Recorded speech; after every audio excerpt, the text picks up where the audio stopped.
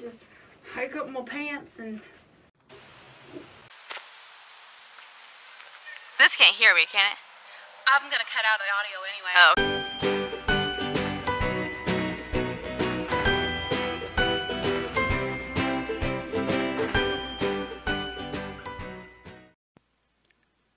Hello everyone.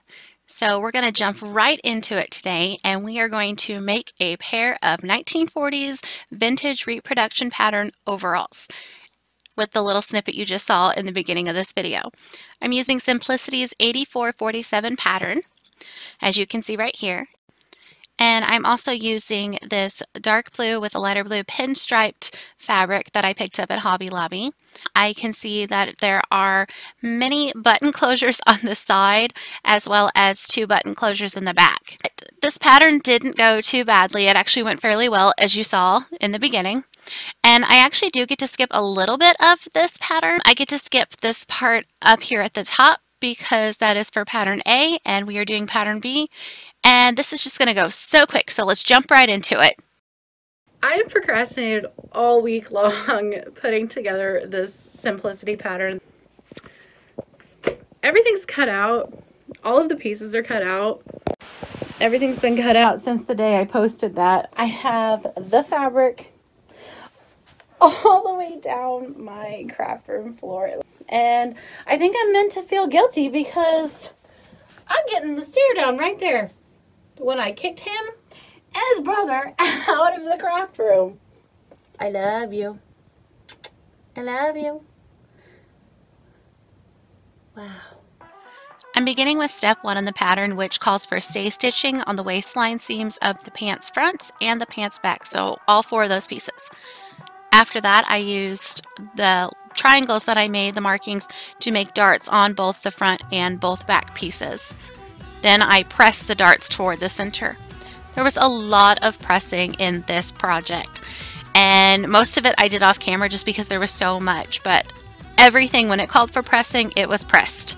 Step 2, I pinned the right side of the pocket band to the wrong side of the pants pocket off camera, and then after I did that, I turned the band to the outside, stitched it close to that inner edge, so I did some top stitching, and I pressed the seam allowance toward the pocket on the inside.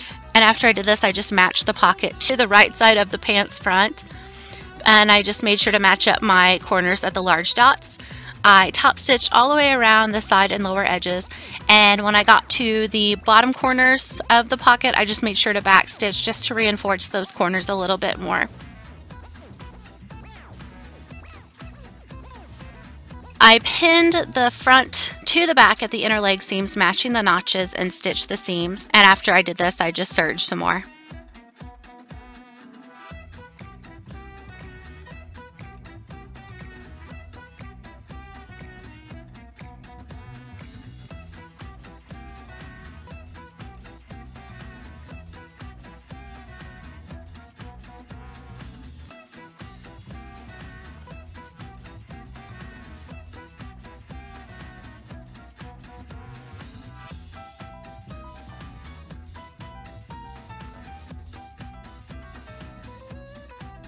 I serged all of my seams to help cover the raw edges of my pattern, since I do intend for this to be a garment that is worn a lot.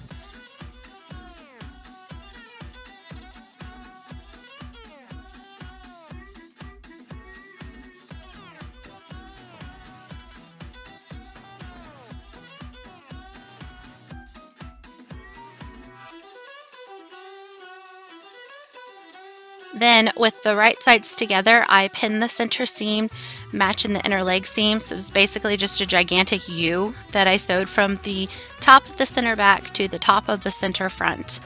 And I just reinforced those seams when I was stitching. And this is where I became confused. Let me explain. Okay, so I'm hoping I'm in the shot here. This is the part on the pattern that I stood and stared at for probably 40 minutes, totally confused, trying to figure out how this is pants. I'm supposed to sew it right sides together, front to back now, but these are the fronts And these are the backs. I think if I just kind of put that way. Oh. Okay, that was really easy. Oh my gosh, I spent so long staring at that, trying to figure out. These are gonna be so big. They're so big. I need to go back and undo whatever it was I just did so I can serge all of these. I am so excited for these. I stood there for 40 minutes staring at this, not sure what to do, and that's part of the reason why I haven't done these, because I just was so confused how this was supposed to turn into pants, but it turns into pants. Let's go back and make these pants. Come on.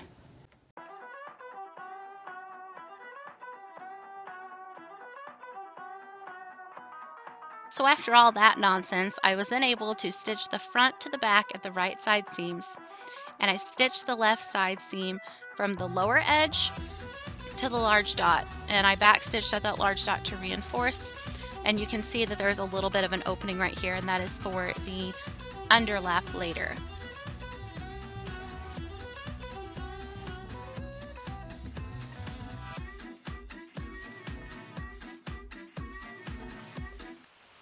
Okay, so it's actually not the next day. When I said I would go back to working on this week has been pretty chaotic. It was a back to school. Ow! Not nice. That hurt. He bit me. Typical Loki. It's been a back to school working week. So it's actually about 3 days later that I wanted to start working on this. Normally I would have had my video out by now. Projects are getting limited, but they're getting done. It's just taking a little longer than I want for them to. I kind of expected that to happen, but it's fine. It's fine. It'll just take a little longer. So if you're patient with me, I hope that you will wait for the next videos to come out. So let's go ahead and get back to sewing. After I attached the front facing to the pants, it was time to take a little bit of a break from the pants and then begin working on the bodice. I did stay stitching on the upper edge of the bodice, fronts and backs, and I did my stay stitching toward the center on these pieces. I then made darts in the bodice, much in the similar way that I made them on the pants, and then I pressed the darts away from the center. I stitched the bodice front to the back at the right sides after this step too.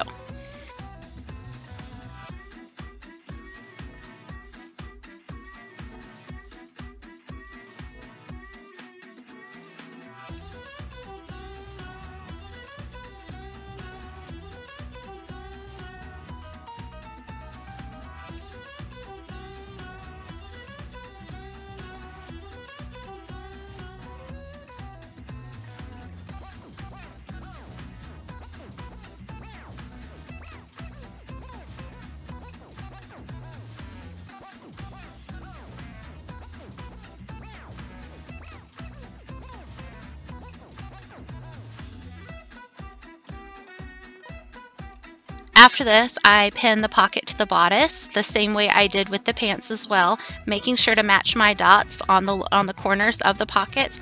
And I did my top stitching.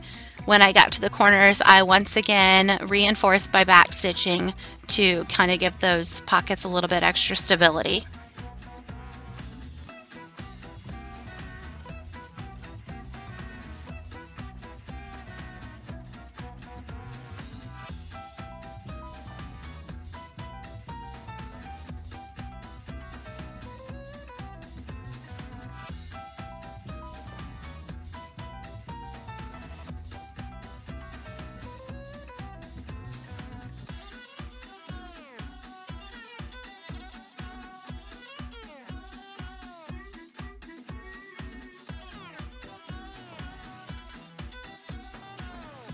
When this was done, it was time to work on the straps.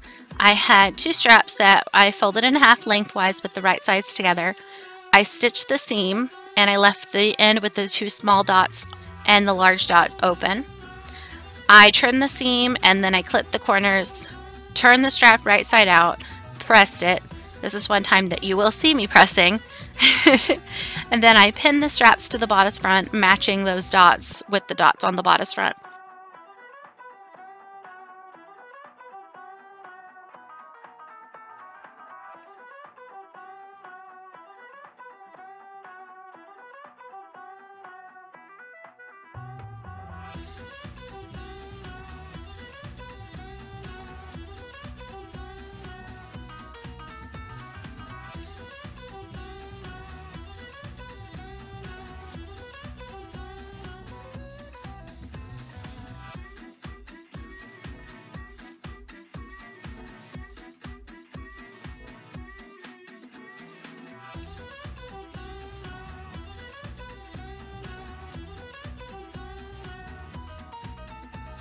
I basted these in place. They did not need to be stitched down right away because I was going to cover them with the facing on the bodice. And then I applied the interfacing to the front facing and the back facing. After I ironed on my interfacing, I stitched the front and the back facing at the right side seam. And funny enough, this is one time when I did make a mistake. I ended up putting my interfacing on the wrong side of my front facing, so I had to recut all that out. Thankfully, I had enough fabric left over to do that with. After I did this, I pinned the facing to the bodice at the upper edge, matching the centers, the notches, the small dots, and the seams. I stitched this in place, and then I trimmed everything down. I used my serger once again.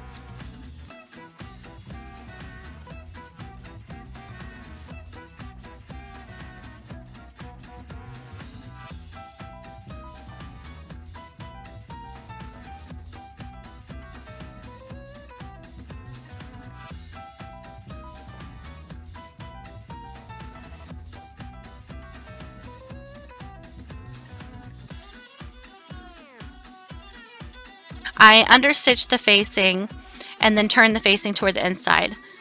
I pressed it and then I basted the raw edges together. On the outside, I made my markings and I top stitched 1 inch from the upper edge of the bodice.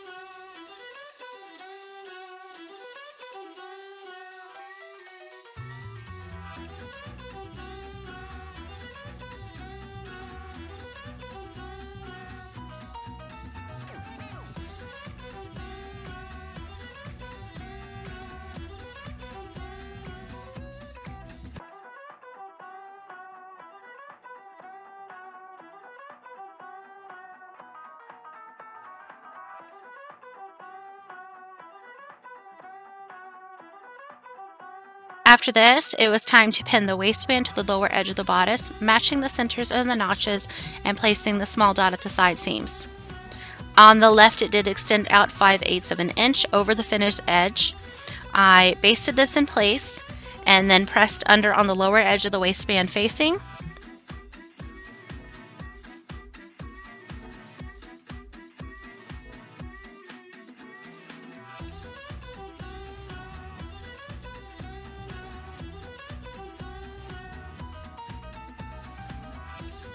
I trimmed to 1/4 of an inch. On the inside, I pinned the right side of the waistband facing to the wrong side of the bodice, matching centers and notches and placing small dots at the side seams. I stitched this in place, which secured the basting stitch previously done with the waistband. I stitched the ends of the waistband and the facing together at that left side seam where it extended over, and I was very careful to not catch the bodice in this. The next step said to press the waistband and the facing away from the bodice, then bring the facing up away from the waistband. With the right sides together, I pinned the upper edge of the pants to the waistband, matching the centers and the notches and placing small dots at the side seam. I stitched this, and I got out my serger once again and pressed the seam toward the waistband after I had serged the seam there.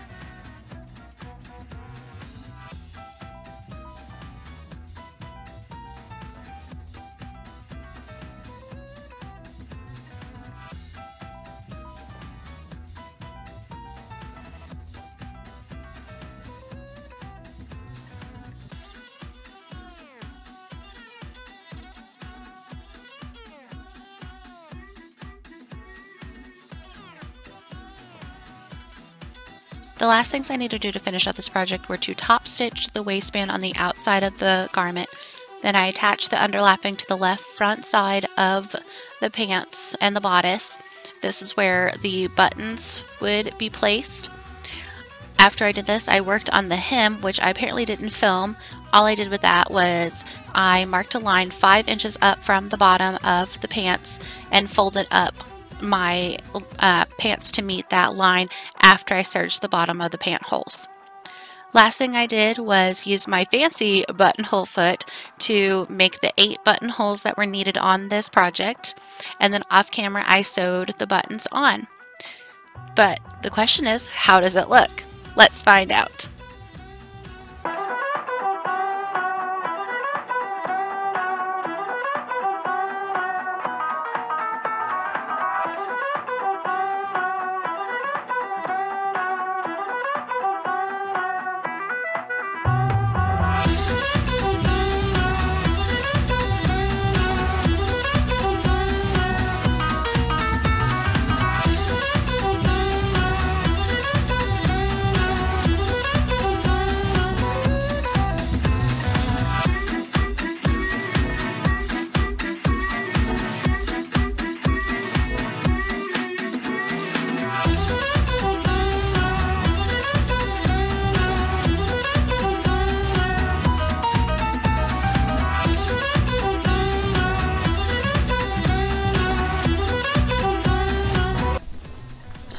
Okay, so here it is. I hope that you guys really enjoyed going along with me on this journey. This was probably the most fun project that I've done all year long.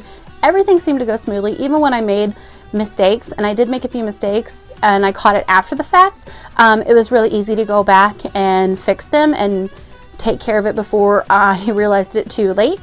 And just this was such an easy pattern to follow along.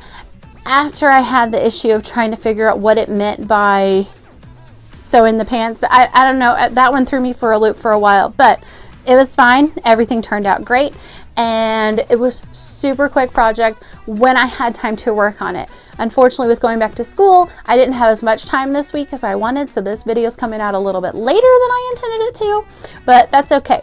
I am so close at finishing my list of things to do. I did just make my Minnie Mouse ear holder that I had on my list, so that's done. I am keeping possibilities open for what I want to do next, so I'm really excited. If you have any ideas of something that you would like to see, just leave a comment and I would be happy to try and check it out and see what I can do with that. If you're enjoying what you're seeing and you want to see something else, you can click the video over here and it will take you to one of my recent videos. And if you have not yet, you really should. You can click up here and subscribe to my channel. You'll get notifications when there is something new happening. I hope that you guys are having fun, and I cannot wait to see you in the next one. Bye!